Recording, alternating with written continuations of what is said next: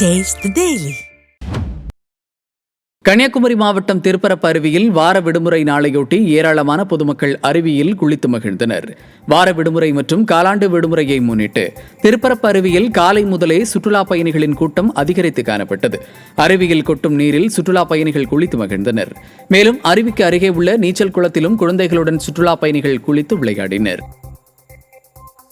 கடலூர் கூத்தப்பன் குடிகாடு பகுதியில் கூட்டு குடிநீர் திட்ட பிரதான குழாயில் உடைப்பு ஏற்பட்டு பல லட்சம் லிட்டர் தண்ணீர் வீணாக சாலையில் ஓடியது. நெய்வேலியிலிருந்து பல்வேறு பகுதிகளுக்கு சுத்திகரிக்கப்பட்ட குடிநீர் வழங்கும் திட்டம் கடந்த அதிமுக ஆட்சியில் 400 கோடி ரூபாய் மதிப்பீட்டில் துவங்கப்பட்டது. ஆட்சி மாற்றத்திற்கு பிறகு அந்த பணியை பொம்மை முதல்வர் ஸ்டாலின் அரசு காழ்ப்புணர்ச்சி காரணமாக ஆமை வேகத்தில் செயல்படுத்தி வருகிறது.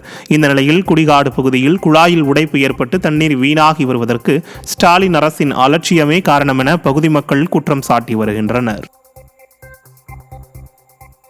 திருவள்ளூர் மாவட்டம் திருத்துறைப்பூண்டி அருகே சம்பா நெல் சாகுபடி செய்த விளைநிலங்களுக்கு தண்ணீர் வராததால் வயலில் இறங்கி விவசாயிகள் போராட்டத்தில் ஈடுபட்டனர்.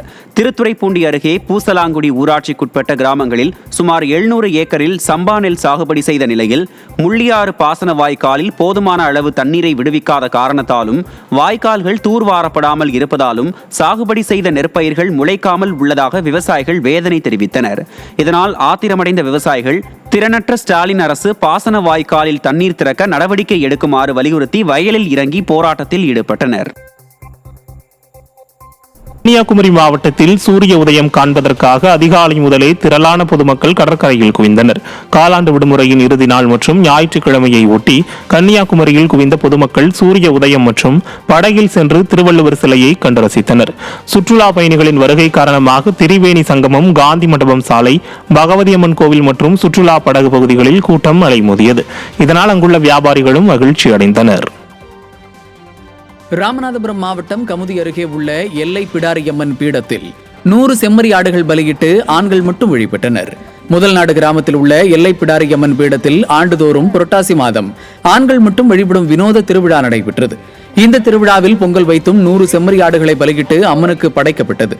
இதையடுத்து திருவிழாவிற்கு வந்திருந்த சுற்றுவட்டார ஆண்களுக்கு அன்னதானம் வழங்கப்பட்டது. இந்த திருவிழாவில் சுற்றுவட்டார கிராமங்களைச் சேர்ந்த சுமார் 3000க்கும் மேற்பட்ட ஆண்கள் பங்கேற்று சுவாமி தரிசனம் செய்தனர். வருஷம் வந்து புரட்டாசி மாதம் வந்து ஆண்டுதோறும் வந்து ஒரு 100 கிடாய் 50 100 கிடாய் வரைக்கும் வெட்டி ஒரு 3000 பேர் 4000 பேர் வருவாங்க. அவங்களுக்கு அன்னதானமாக படைச்சிக்கிட்டு இருக்கோம். பல கிராமத்தை சுற்று வர கமிதியை சுற்றி உள்ள எல்லா கிராமத்துக்காரங்களும் வருவாங்க. வர்றவங்க வந்து அவங்களும் வந்து ஒரு சில வேண்டுதல் வைப்பாங்க. அந்த வேண்டுதல் நிறைவேறுச்சு அப்படின்னா அந்த வேண்டுதலுக்கு ஏற்றாப்புல வந்து அவங்களும் வந்து நேர்த்திக்கடன் செலுத்துவாங்க. அப்படி ஒவ்வொரு வருஷமும் வந்து 50 கிடாயாக இருந்து இப்போ 100 கிடாய் 150 கிடாய் மாறி போய்கிட்டே இருக்குது. ஆண்டுதோறும் வந்து ஆயிரக்கணக்கான பேர் வந்தவங்க இப்போ 3000 பேர் 4000 பேருக்கு மேலே வந்துட்டு இருக்காங்க. அதனால் வந்து அந்த தெய்வத்தை வந்து நாங்கள் வந்து என்னைக்கும் விடாமல் நாங்கள் வந்து ஒரு பயபக்தியோடு கும்பிட்டுக்கிட்டு இருக்கோம்.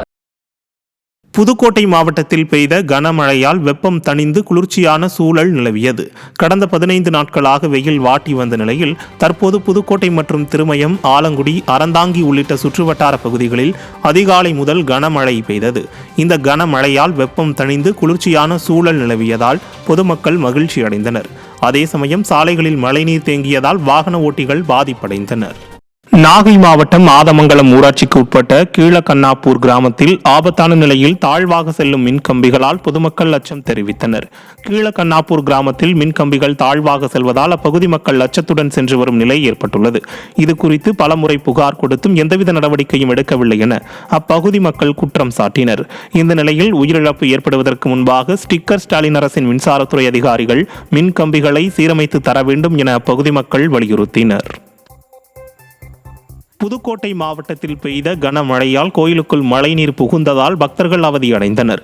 புதுக்கோட்டை நகர் பகுதியில் கனமழை காரணமாக ஸ்ரீ சாந்தநாத சுவாமி உடனுரை ஸ்ரீ வேதநாகி கோயில் அருகே உள்ள குளம் நிரம்பி கோயில் வளாகத்தில் மழைநீர் புகுந்ததால் பக்தர்கள் சிரமத்திற்கு ஆளாகினர். அதேபோல் அருகிலிருந்த பூக்கடையிலும் மழைநீர் புகுந்ததால் வியாபாரிகள் பாதிப்படைந்தனர். திருவள்ளூர் மாவட்டத்தில் 50க்கும் மேற்பட்ட தெரு நாய்களுக்கு உணவில் விஷம் வைத்து கொலை செய்த வழக்கில் பகுஜன் சமாஜ் கட்சி நிர்வாகி கைது செய்யப்பட்டார். திருவள்ளூர் நகராட்சிக்குட்பட்ட பகுதிகளில் கடந்த ஒரு மாதத்திற்குள்ளாக சுமார் 50க்கும் மேற்பட்ட தெருநாய்கள் விஷம் வைத்து கொல்லப்பட்டன. இந்த நிலையில் கடந்த மாதம் 21ஆம் தேதி இரவில் ஒருவர் கையில் தூக்குச்சட்டியில் தெருவில் நாய்களுக்கு உணவளிப்பது அங்கிருக்கும் சிசிடிவி கேமராவில் பதிவாகியுள்ளது.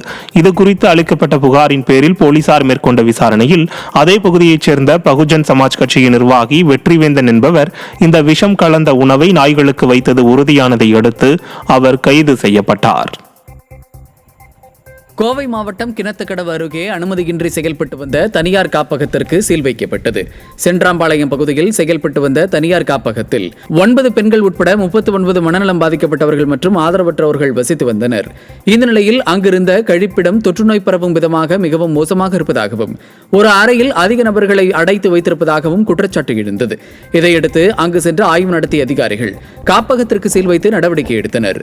பொம்மை முதல்வர் ஸ்டாலின் ஆட்சியில் அனுமதி இல்லாமல் ஏராளமான காப்பகங்கள் செயல்பட்டு வருவதாக குற்றச்சாட்டு எழுந்துள்ளது. காஞ்சிபுரத்தில் போராடி வரும் சாம்சங் நிறுவன தொழிலாளர்களுக்கு ஆதரவு தெரிவித்து கடலூர் மாவட்டம் புவனகிரி அருகே விவசாய சங்கத்தினர் ஆர்ப்பாட்டத்தில் ஈடுபட்டனர். சேத்தியாத்தோப்பு ராஜீவ்காந்தி சிலை பேருந்து நிறுத்த பகுதியில் நடைபெற்ற இந்த ஆர்ப்பாட்டத்தில் தமிழ்நாடு விவசாயிகள் சங்கம் மற்றும் அகில இந்திய விவசாய தொழிலாளர் சங்கத்தைச் சேர்ந்த ஏராளமானோர் கலந்து கொண்டனர். அப்போது சாம்சங் நிறுவன தொழிலாளர்களின் கோரிக்கையை நிறைவேற்ற வலியுறுத்தி முழக்கங்கள் எழுப்பப்பட்டன. போராடுகின்ற காஞ்சிபுரம் மாவட்டத்தில் தொழிலாளர் மீது கைது செய்வது நியாயமா?